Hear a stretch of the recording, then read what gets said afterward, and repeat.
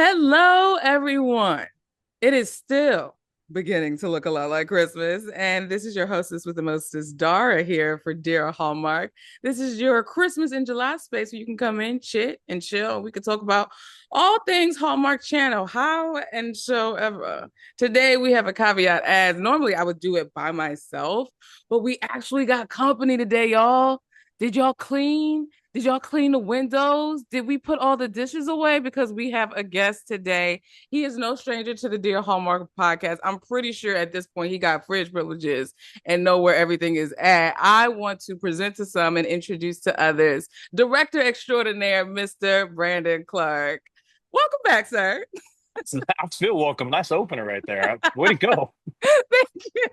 You Well done on literally the monologue. thank you. I feel like this is your like fourth or fifth time here, really. So that's It why I'm might like, be. yeah. You did the first podcast we launched for Engagement Plot. That had to be like 4 or 5 years ago. So for I sure. Yeah. know. Yeah. What a time. And to think you were the first person that I did an interview with whom I met in person first. Like we got to What? connect in person first because everyone else was kind of just like a cold call in terms of like me not having an Well, that established made me feel more connection to comfortable to come him. on the podcast because I Yeah, didn't some of these people that reach out, you don't know who they are. You're like, okay, sure. or what the and I'm new to this space at that time, so I didn't know who Yeah, these people were or if it was yeah, legit. So I'm like, yeah, same for me. yeah, yeah, The yeah. time for the space, Yeah. So Merry Christmas in July to you. Merry Christmas and July to you too. So I It's want to become a start a thing. it is a thing. It's happening. So I want to give you like a Christmas kind of icebreaker question for us to just set the tone here. So what's a Christmas song, whether him or kind of like mainstream, that gets stuck in your head or that you feel like you have to play during the Christmas season, or it's not Christmas at all? I'm gonna be so cliche here, Do but it. I'm a Mariah guy. I'm sorry. No, that's fair. That's fair. I'm just being serious. I mean, oh, That's Joy to the World is great. Like I just saw that you click with, but I mean, I'm a Mariah guy. If I don't hear Mariah, I'm like sad. It's become a That's thing. fair. That's fair. I respect that. I Thank you. respect that. I You're making respect my that. man. I'm risking my manhood, but I'm serious. That's why I was like, let me bring it back, Dara. I respect No that. offense, Nick Cannon, but hey, I'm a Mariah guy for sure. So for me, it is Deck the Halls, Okay. but it's the Music Soul Child version of Deck the Halls, which is a Are we new going there with renditions? I didn't know we were we're going with renditions. we're going there with renditions because I like my Christmas playlist is basically the same songs, but just different renditions of like this ain't Little Drummer Boy. I got like four different renditions. Deck the So do you Halls. tap into like pentatonics too, or Come how much on, is the Carol of variable? the Okay, okay, Bells, Winter okay. Wonderland. I saw three ships come sailing in from Let's go. Pentatonics. So I got like all different types of genres between like jazz, alternative, kind of like Heck indie singer yeah. songwriter, and then Music Soul Child brings the funk and the neo soul. I So, had to add Gladys Knight to it because we wrote Joy for Little Women's Christmas, so we threw that down. It's fire. Javen's on that track too, so it's in my new Christmas mix for the next year. okay, so we're just gonna segue into it Oh, because you have been in this space for a minute now. And like you mentioned earlier, you were new at a time, like just a few years ago. So can you talk a little bit about now that you've been in it for a few years? Kind of how do you feel about the space? Does your approach change now with the movies that you make? Like, talk a little bit about kind of what your experience has I been. mean, I felt like an outcast or outsider in, so to Mm. speak. I think it really was exposed at Rama Drama, where I met you, and Yeah, yeah. and then we got on a podcast. We had just finished Happy Camper at the time. I released a trailer there. We talked about engagement plot, those kind of things. But I think that's the first time where I actually got to know the fans, what they were really about, where the mood and tone was, how the subculture survives. The fans are really everything. Really hearing their like perspectives and stuff and watching also their fanhood, like just the fangirlness going on. I'm like, okay, it resonates as a creative going, okay, I could do this. I can learn to speak to them in a different way. So I guess I kind of just looked at it as like inspiration to be more progressive, make it Mm, more cinematic still, because that's my itch, yes. and not accept the norm. and continue on with that. So, I've definitely adjusted. I think, Brian Bird has been around it for a while, who's my business partner. Wood Calls the Hard, a lot of Hallmark stuff for a while. He's all over Hallmark. But the thing for me that it was like, we kind of battled a little bit in a good creative way, but it was because, he knows it. I Hmm. was more like, let's make this a little more fresh. Can I change this? And I would just take some special liberties, Hmm. so to speak. I mean, this is the nature of the beast within me. Um, sorry, God created me that way, but we stepped on the gas a little bit more by Just Jake, and then I kind of knew, hey, let's just go for it because I feel like this space, they go to theaters too. They have a voice to everything else, but they do know what they love, and they Yeah. love the formulaic structure, and they love the boy loses girl, boy gets girl back kind of thing in the old school rom com approach, but yet there's the way of I'm a fish out of water coming to new town, the typical things that are there, but you can still do them with a little deeper Hmm. presentation, a little deeper characterization, a little more grit. And then again, we like to put, some redemptive qualities into the mix and Yeah. sprinkling of faith, so to speak. But yeah. Yeah. Now I'm going to ask a question that you shouldn't ask, but I'm going to ask it anyway. Is there a project of yours that has resonated the most with you within this space that you've done that's kind of changed your perspective on the space? Hmm. Well, that's tough. I juggle between two. Hmm. Um, if I got to pick one, I mean, I felt like I'd kind of changed the mold with Just Jake, but That's my uh, favorite one of yours. That's my oh, favorite. thank you. I Yeah. get so many messages all the Yeah. time about it randomly, right? Like it's kind of more country music theme, but it's a love story. I feel like it's like a touch of I Still Believe, or more so oh my gosh, why can't I think of the name right now? Bradley Cooper and why can't I think of it right now? Anyway, but they write the song together and it's very different than these typical you know rom-com space, but I will say A Little Women's Christmas, kind of the where that changed the mold is the ensemble cast, Hmm. because I went for a full ensemble, four sisters, four different stories of love stories going on. Hmm. The entwining of so many different, like almost like Crash in a way, but you're Hmm. having multiple storylines go on. So that was a different of the mold too. But I just felt like Just Jake was just a touch different than everything else. Hmm. Not the Yeah. typical Christmas thing or anything like that, but Hmm. it definitely felt more natural and organic. But then we put a whole new edge space to it with the TikTok thing and everything else that Hmm. was going on. Hmm. I'm blessed that you love that. I think it's a sleeper.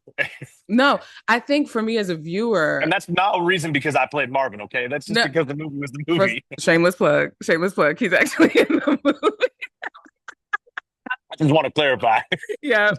But and you mentioned this, like cinematically is what hit me. Like it felt different just in how it was shot. And that's one of my favorite Brittany Bristol roles, just in even the Oh, character that she played. Like it, even the vibe, because the vibe of it was giving, at least for me at first, like with the coffee shop, little hipster, kind yeah. of like Portland, Yeah, Oregon exactly. vibes. Like that's what and even like That's what I how was going for.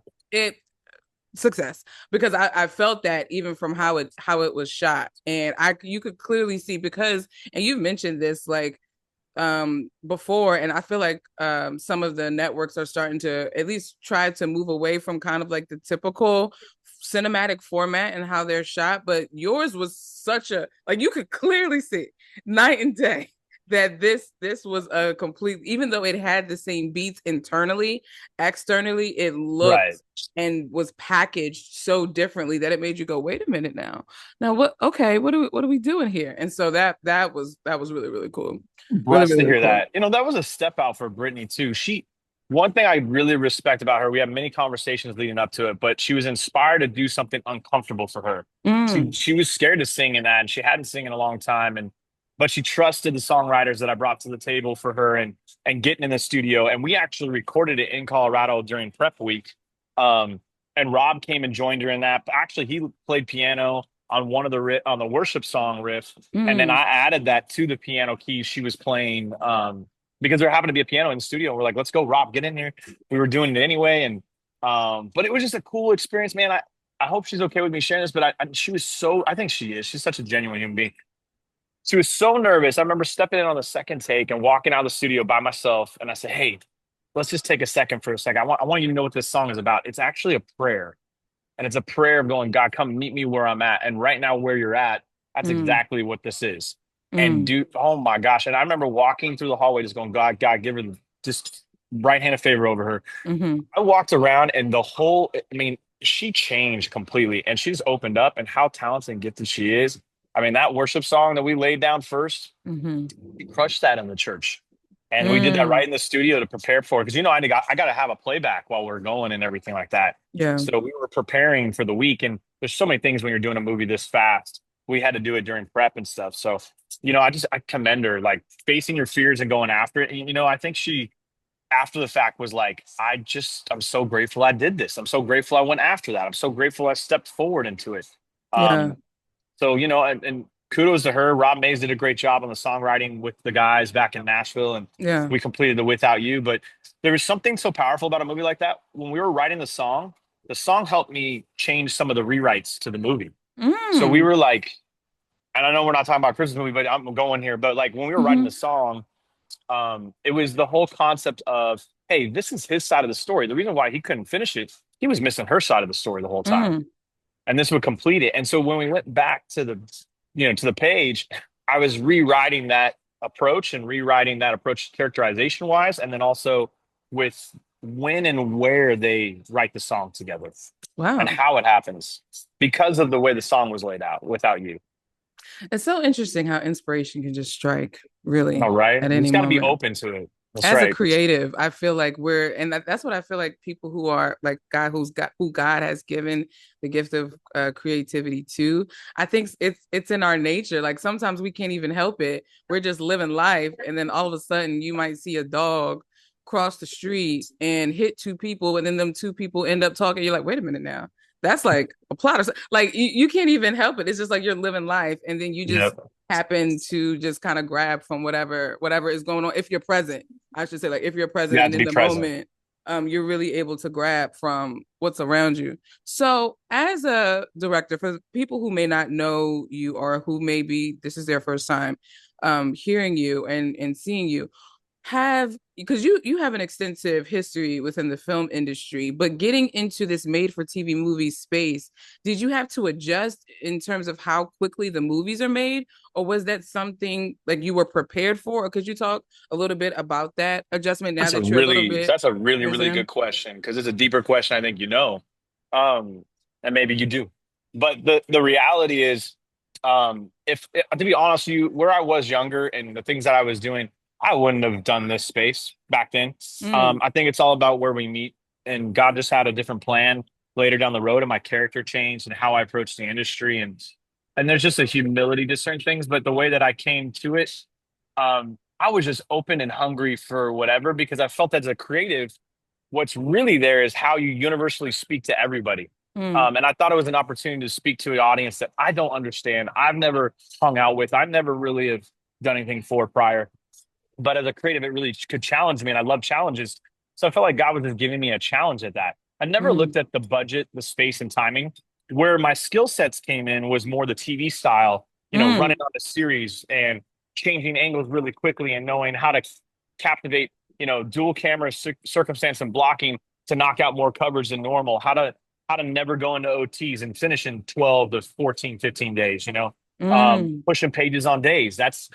That comes more from the TV style and knowing Wow. how to Okay. be fast and pacing. Okay. And then also more strategically knowing how to pick your priorities. When you're Mm, limited into a budget, I looked on lower budget films that you just know you got to pick your priorities, pick your battles, and know when to move on and know when you got what you got. Um, mm, you don't have time to marinate and everything and second guess. You have to come prepared and know exactly what you're going to do. And then mm, when you take risks, know what you're doing when you're taking the risk. mm-hmm, So you know how to make up times. And I think I love that challenge.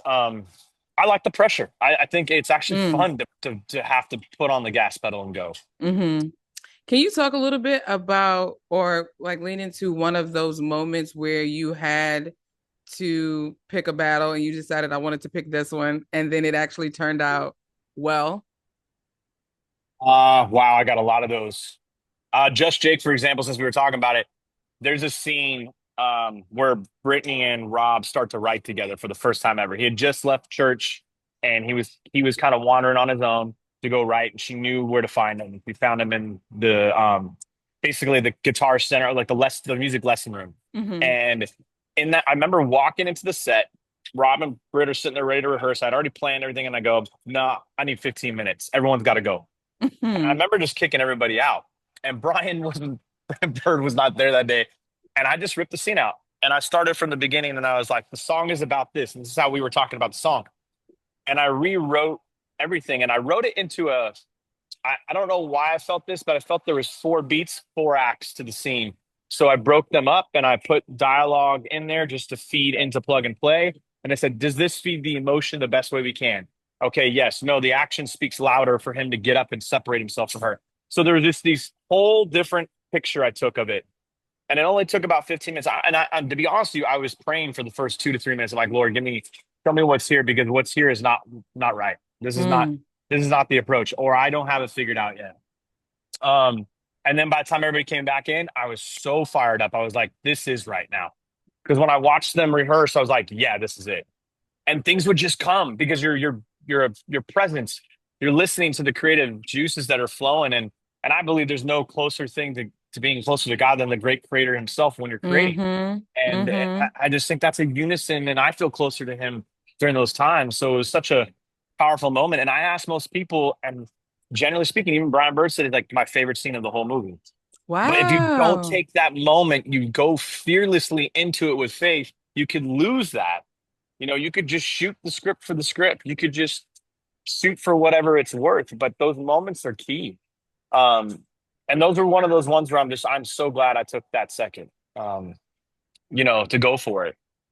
And so, with you having that confidence and that unction to write really a completely different scene, have you written before? Like, was that something you had experience with, or was that truly you stepping out in the water because you were just like, something here ain't right?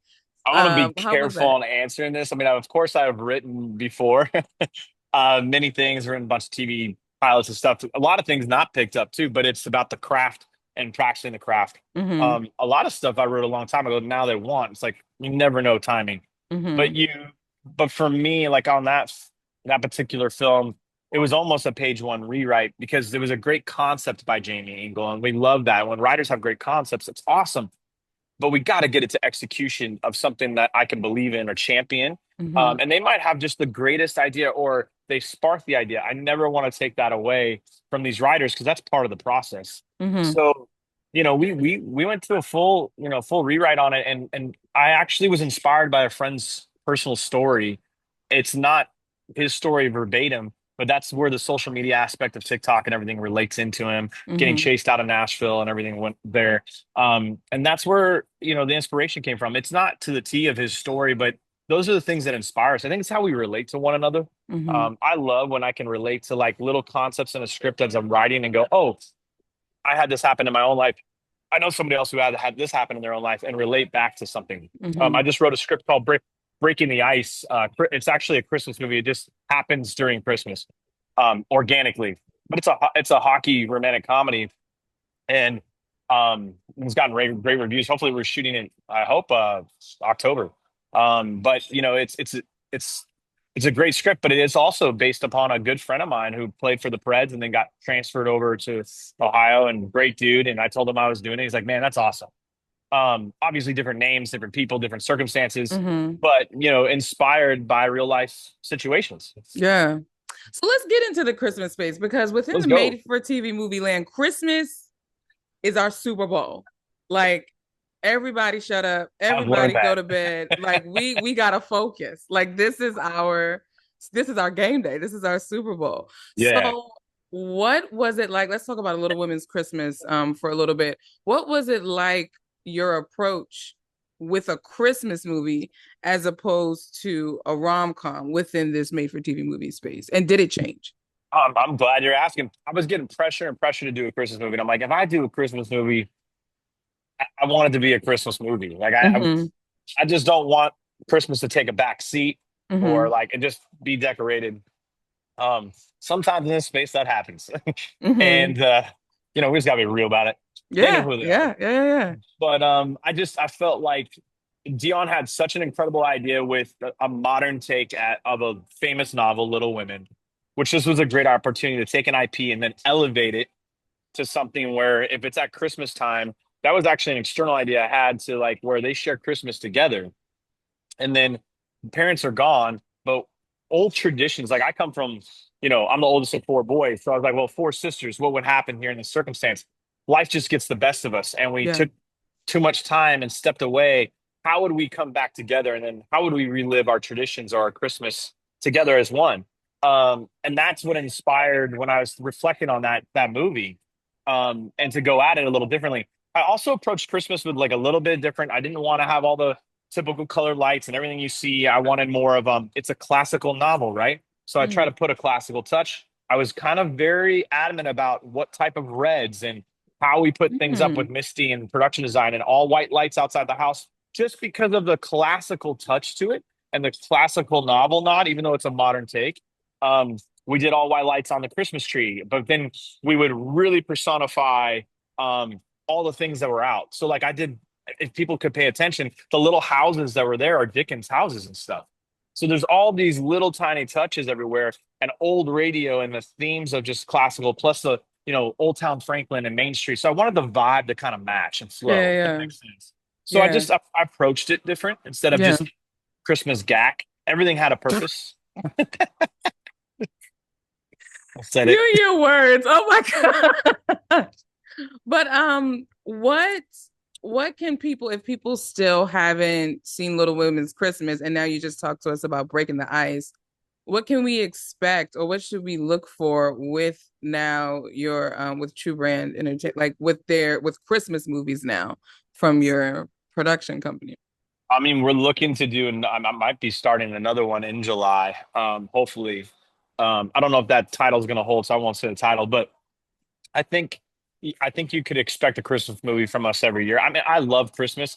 I just, I just wanted to approach it differently, and each film a little different too. If I'm going to do it, with Breaking the Ice, I kind of wrote the movie first, and it organically happened during Christmas because that's just the season, the hockey season, and what's happening. So it kind of takes a backdrop, and then I figured out, oh, it can tell the story too, and these elements. And so I wanted to be very organic to the story. I didn't want to say, oh, here's just a Christmas movie, and like it happens during Christmas time. Um, Mm-hmm. so that's kind of been the approach here more. I know a lot of these movies is like Christmas everywhere, Christmas everywhere, Christmas everywhere. Yeah. I want to try to make it more like if you had Sleepless in Seattle at Christmas time, or like it's just organic to it. You know what I mean? Like, Okay. does Yeah, that make yeah, yeah. sense? Like, Yeah. just it's there. If the presence is there, and if you run into it, you run into it. If their storyline pushes you into a Christmas circumstance, then great. Hmm. What's best for the storytelling? That's how we're approaching it. I think you would expect that. And then also we're working on something new with some distribution outlets and stuff to where we can release my goal in the next few films is to release it for everybody. I want Hallmark Yeah. fans, I want Up fans, I want JAC fans because we've ended up on every network. So I want everybody, plus those who don't watch those networks, to all share together. Yeah. Because I kind Yeah. of want to champion this genre and this Yeah. space because Yeah. I feel like everybody actually wants this space. They just don't go to Yes. it. Yes. Yes. I literally, because the CW, they just announced that they're adapting like Harlequin books now into Yeah, like everybody's little by little is trying to get into that's right. this kind of made for TV movie space because they know the world is tripping and Yeah, people need a space to come where they can feel safe exactly. and they can feel comfort and they can escape for like 2 hours or 6 hours if we're binging, you know? There's So, also something to be said about the brilliantness of the 90-minute movie take, the TV movie yes. take, right? Time and Yes. space. You're going to find yourself, and this is psychological. We've looked at this that you'll watch two movies if they're that short, as opposed Yes. to one. Yes. Yes. Guilty. Guilty is charged. I've watched maybe three, depending on the day. I mean, Depending on the I day. hope we have true brand marathons. I hope I have a Brandon Clark rom-com marathon in this space. I'm going to do other films. We have theatrical films we're moving on to and stuff, but I never want to step away from.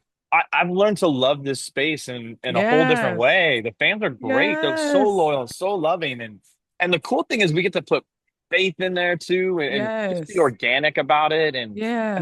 they're so active in their fandom. Like they Yes. tell you what they think, and I appreciate that. I just have so much Yes. love for that. Yes. Yes. What is something that you appreciate about writing a script, like that aspect of storytelling versus directing? And you can go either technical or artistic, like Okay. whichever vein. I'd have to say, as a director, I write a lot, no matter what film it is, for our Okay. sake. Mm-hmm. Um, I'm always doing a rewrite or polish. The other thing that Okay. we do that's unique for True Brand is that if I scout an area and I feel like in my heart this is the right place, we write to the area.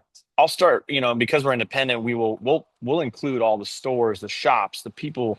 Like we put their names into the script and rewrite to it. Then we rewrite to the locations to make a rhythm and flow that's right for the scene to get to a shooting script. Mm-hmm. Um, I'll adjust transitions and characterization stuff for that, or you may have to remove a scene or move a scene forward or backward. This is just in generic ways. I also create openers. These movies don't have openers. Mm-hmm. They're always the most generic, like because of the space and budgets and everything and timing. I understand, but like I just don't want to live in just the stock footage and hey, here's our movie go. Mm-hmm. Unless it's right for the opening. We did that with Engagement Plot. We did like a Marvel-esque kind of opener. It's all you hear is his feet walking. He gets in his car. You don't know what's up. Bam, here we jump into it, right? Mm-hmm. By a key line, which I kind of love that little additive.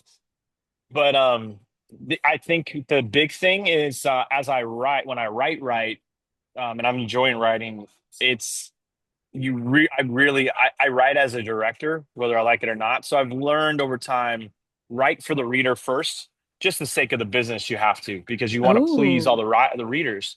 There's always a script that's a reading script, and if it's a good read, you can move a script far in the industry and get it captivated. You know, and so Ooh. I've learned to write for the reader, and then I know where I'll go.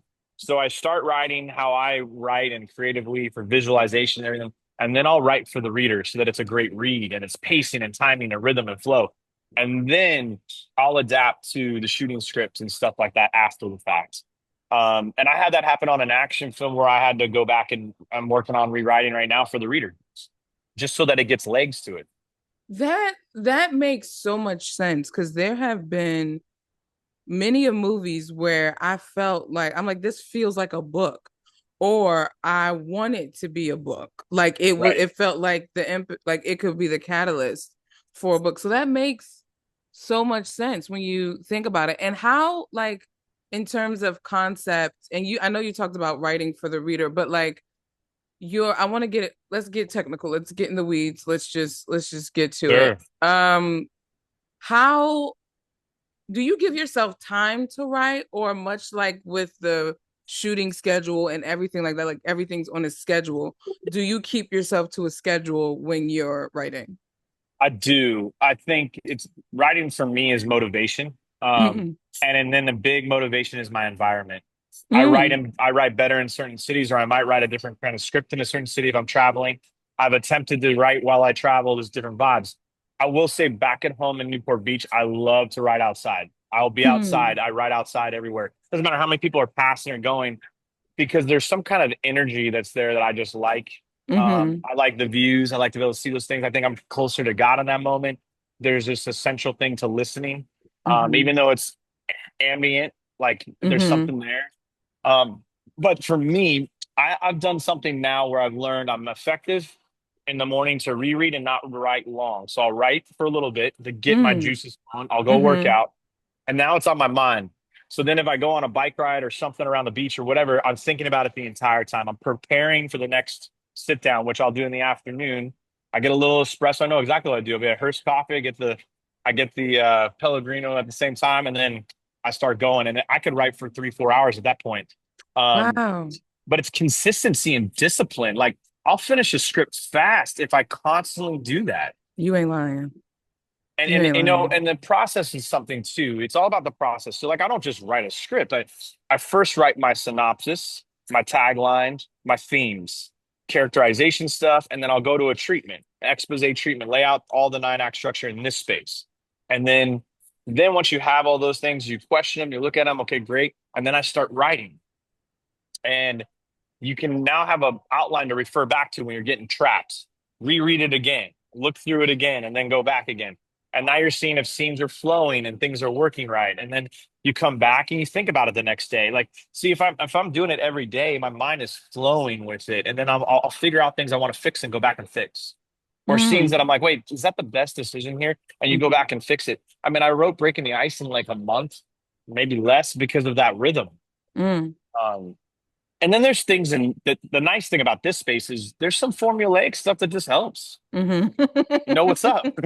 You got to have those moments. With you being a director too, as you're writing, do you think about the person that could be cast in that role as you're writing, or do you try so hard to force that out because you just want the story to, be the story? I can't help myself. I always imagine somebody, but then Mm-hmm. I go, is that right though? And then as Mm, you get deeper into it, you're like, is that the best move? mm-hmm. Um, when I read scripts, I put somebody in play right away. Not instantly, but like as I read it, I go, oh, this fits right for this person. Oh, this fits right for this person. Especially as I know actors and I know their strengths, their weaknesses, what's going on, Mm-hmm. or something maybe new and fresh for them. But I've had it many times where like the business is the business, schedules don't work out, hiccups are there. How do you call audibles right away? I think that's the biggest creative challenge for a director and everybody. I love that. Um, and just learn to make it work. You figure out a way to make it work. We've had so many hiccups or softball pitches that turn into freaking fastballs right at you breaking, and you're like, how am I hitting this? Like, but you figure it out. Your instincts take over. Part of it is just that intellectual creativity that you just didn't expect to have that Mm-hmm. just spurs up and a spark hits, and then you're fired up again. Mm-hmm. Um, but I cast people ahead of time, and then I like to look at other people all the time. So now I've got this habit as a director. When I watch shows, if somebody captivates me, like that's why I watch shows. I'm not even watching to enjoy it, which kind of I mean, I start to, but then I'm like, okay, who is this person? Can they cross over to this space? Can they cross? Like, oh, Mm-hmm. wait, that would be great to introduce somebody new to this space who's Mm-hmm. recognizable to bring in a new audience and stuff like Mm-hmm. that. I think of it from a business side creatively too. Like, okay, who else can I bring in? And then, like, breaking the ice, I'm like, oh, can I add some other characters? Can I bring in some songwriters? Can I bring in some artists? Some things that are a little different, like spice this Mm-hmm. up, like Mm-hmm. infuse the cast bigger than just two people that are your leads getting together and bing, Right. you know? And boom. Yep. Yeah, exactly. For Little Women's Christmas, was there a moment that happened during shooting that was kind of like Just Jake? And I know Just Jake is really special, but I feel like you had these stories from each of your projects, whether Yeah. it's like with Engagement Plot, it was with Tasha Cobbs Leonard, like I'm sorry, Tasha Page Lockhart. Oh Hmm. my gosh. It was with Tasha Page Lockhart doing the song, and that the way that song like took off. But was there a special moment you can think about or want to highlight in your shooting of Little Women's Christmas? Um, you know, there's a couple circumstances that happened. I was in my grandfather like did a lot of famous movies, and I kind of tried to keep in the back of my mind a wonderful life. Like, where can I put Mm. touches of this? Whether it be Mm-hmm. modern or just a straight nod to it, like it's in the background on the marquee, which I did. Um, or it's in the opener of the film and sneak it in, like little vibes that were going on here and there. So in the back of my mind, I was like, okay, if that's the case, let me look at the ensemble cast like that. And so the first day that I had the ensemble was difficult. I mean, I had like, nine cast members, including a child, like day two, no matter Mm. what. And that's a lot of people and under fast pacing. And we had to get out of that house in a week. Oh So wow. we were Okay. we were pumping, and the majority of the film is in that house, in the March house. Um, but I remember watching, and the needs of different leads are always there, no matter what, because there used to being a lead. And Mm-hmm. I'm picking up on their personalities. I'm filling the room. And so I'm giving a little direction here, a little direction there, a little direction there. Want a rehearsal, do that, go back and give them the actual things they're going to do, block. And I remember standing there for a second and going, okay, this can either go to chaos or this can go to great structure, but I better put it in my tone when I deliver here from here on out. Because Mm. there's so many of them, they can look at each other and second guess, and you really have to take a finite leadership. And that was just a moment for me where I'm like, okay, my tone from here on out, I'm going to try to present this tone of wonderful life, and I'm going to deliver a massive confidence to this scene for everyone's sake. Um, and at the point of it, I realized when I got the whole cast, it's the end of the movie to run towards the window as the snow is hitting. And it's very intricate about who lands at what time and how. Yeah. Yeah. But as soon as they fill that frame and I saw that shot and I looked on the monitor, I'm like, we have a poster. Like everybody just watched and laughed. And then I made jokes where they look right at the camera. There's so many outtakes on that. I wish I had let them play and stuff. But it was one of those moments you're like, this is what this was for. Just that shot alone right then and Mm, there. hmm That makes the movie, right? Like we didn't even have the ending shot. And I'm like, now I have it. Like hmm you don't, you get it without knowing when you're going to get it, but you get it. Those hmm happy accidents, you're just like, praise God. Like praise, it's Yes. like you're looking for it. Or you had a plan, but you got one way better than you expected. I mean, that's God's MO, if I'm not mistaken. Like he always Just looking sees out it. for you. Yes. So there was like a dream, and I know you just wrote Breaking the Ice, but like if there's like a dream Christmas movie that you Oh, could write, direct, and cast, and they could already be in the made for TV movie space or they could not be. So the net is wide, bring in all the fishes you want. What type of Christmas movie would you do? I'm gonna be careful that I say this as a comp because I speak in comps. I would love to do a period piece, but before I do that, I would love to do something with a European flair where I have a multitude of ensemble casts, and I say this carefully, Love Actually, but with a different taste and flow, Okay. where there's a multitude of relationships happening, Yeah. um, with a presence of, I don't know, I'm kind of coming up with this as we go, but like where if we had somebody who was a pastor of a church that they all had, end up happening to come into, and he's in Ah, conversation of a relationship at the same time too, like okay. it's all stirring up at Christmas time and just Yes. what happens underneath that mistletoe slash bell of the ring of the angels kind of thing. Like, we never Yeah. know. Christmas gets romanticized, whether we like it or not. And Yeah. I think it'd be cool to watch, different corners of the earth all come together in one place. Oh, that's beautiful. In a very and then they're crossing paths and they don't even know it. So you get that like crash in a way, like syndrome. Mm-hmm. Yeah. Mm-hmm. Is there Now I had a vision of something like that with a musical at the same time. That's a whole different toll. So whoa. that I was talking to some people about for a minute. Whoa. Is there a When mm-hmm. the idea is I didn't have a, even though all these things were happening, everyone happened to not have a place home for Christmas. I'm not going to give too much now because I might as well just start writing. But somebody wants to take that and go ahead. It won't be as good as Basically, no, you heard it here first with the home with your homework. You gotta write it. Like you just set your basically I just gave you an assist. You gotta set it up. Like you gotta do it. So I Christmas know I need to do it. 2027, Lord willing, Christmas 2026. I don't know, but it's gotta Just, happen. just give me a month. I'll have it knocked out. We'll figure that. That'd be dope.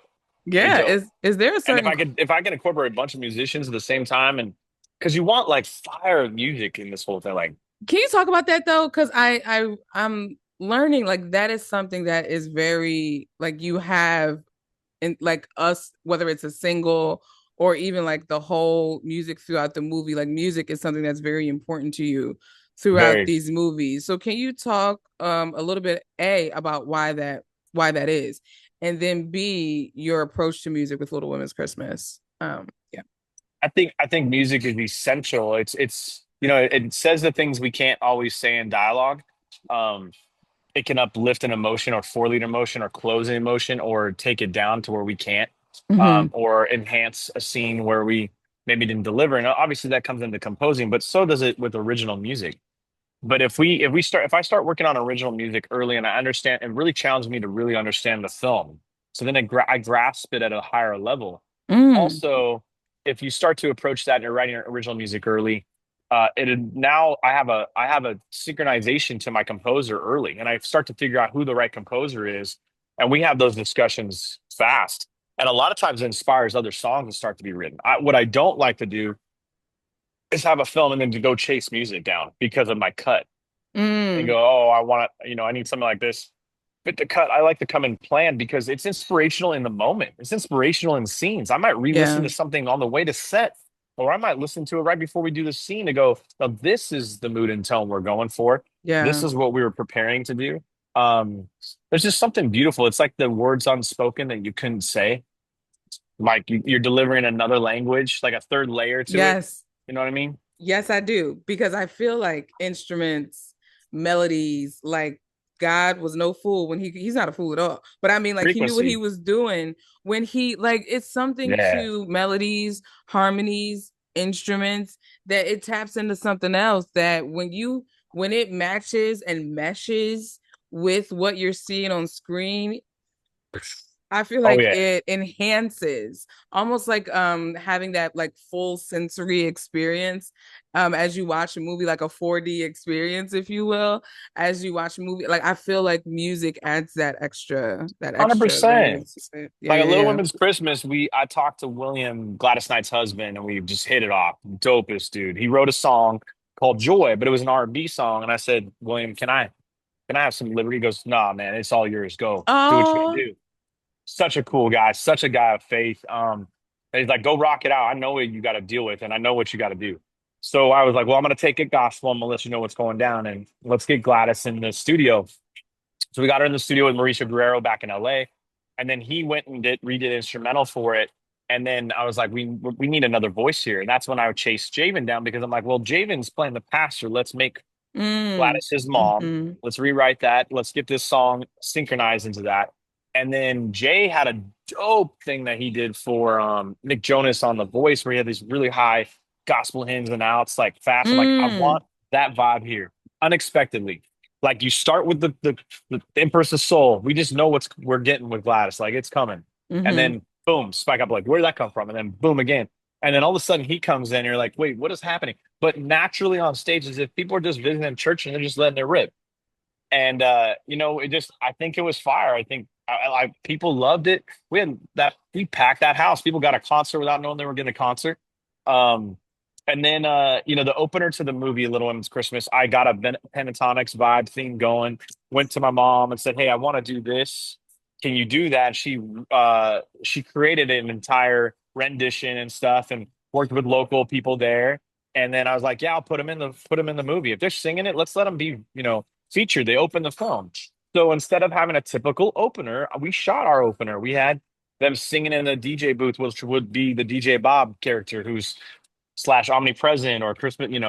Is he the spirit of Christmas? I don't know. Is he an angel? We'll figure it out. To each their own. I don't know who DJ Bob is. We'll figure that out on your own.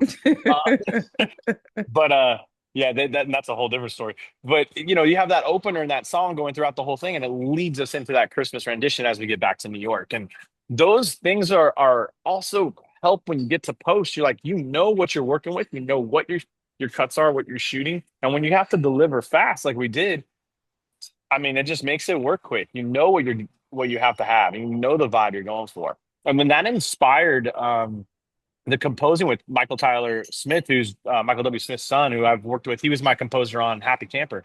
Man, that kid is light years ahead of where he was even when we did Happy Camper. Somebody who progresses like him is just you have to keep working together. And he lived in Franklin, and I ran into him while I was doing B-roll for the film out of faith. Like literally, I shot the snow for that movie out of faith. Like we didn't have a deal yet. Like I just knew I Oh, wanted real snow. wow. Yeah, like for real. And I was shooting B-roll and stuff at Christmas time. Then I left, and then my buddy said, "Hey, there's a snowstorm in Franklin." I'm on the 405 freeway in LA calling. Hey, I'm calling my boy Gabe. I'm like, man, I need your help. Get a drone out here. Here's a shot list. I need you to shoot this whole storm, sunrise, sunset. Here's the shops, everything I need. The Christmas tree's still up because I asked the town to keep the Christmas tree up for me because I thought I was going to shoot in Feb. You want to talk about God's favor and faith? Like literally, we would not have any of that stuff if I didn't do that because I was supposed to shoot it earlier. I was not going to wait till July. And then we made a deal with Bill Abbott and JF, and so that had to wait until July. I mean, man, it's a story. It's crazy.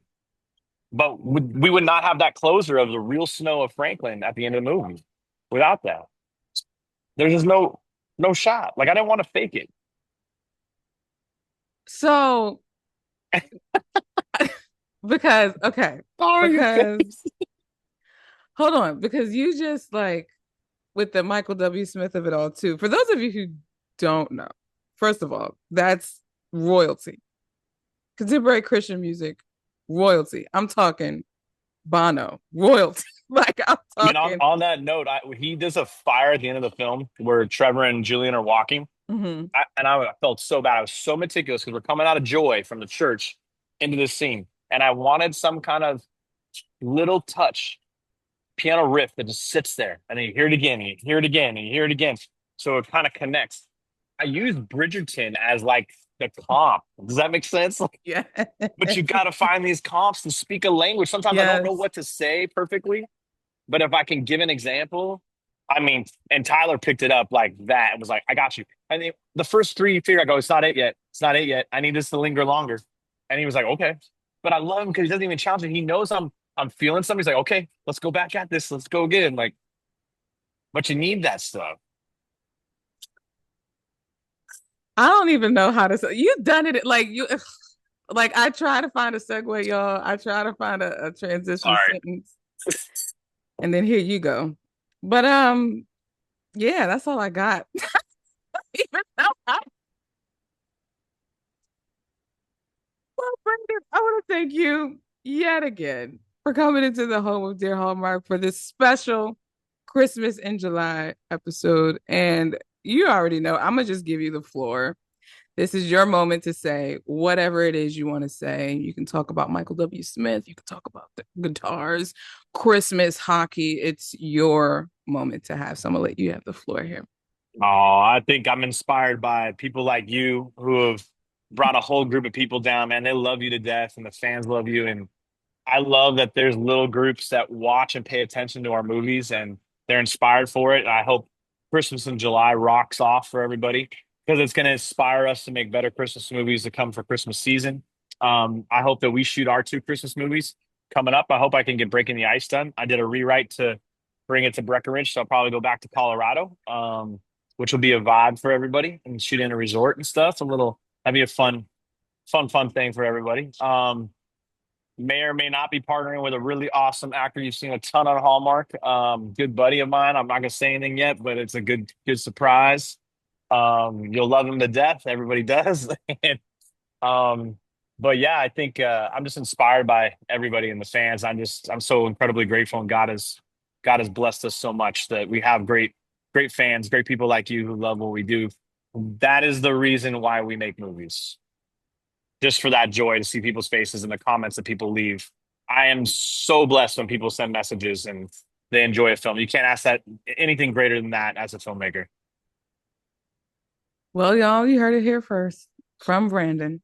Well, y'all, that's going to do it for us here at the home of Dear Hallmark. You can get your Tupperware on the dining table to your left.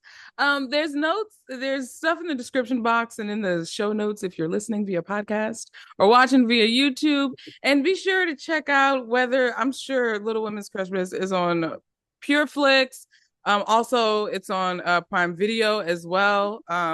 So if you want to, please be sure to stream, watch, and also let him know what you thought about A Little Women's Christmas. Well, y'all, he's Brandon. I'm Dara. And in the meantime, between time, my friends, listen to a Christmas song that just feels like you're drinking hot chocolate. And that brings you so much joy. And I'll talk to you guys in the next episode.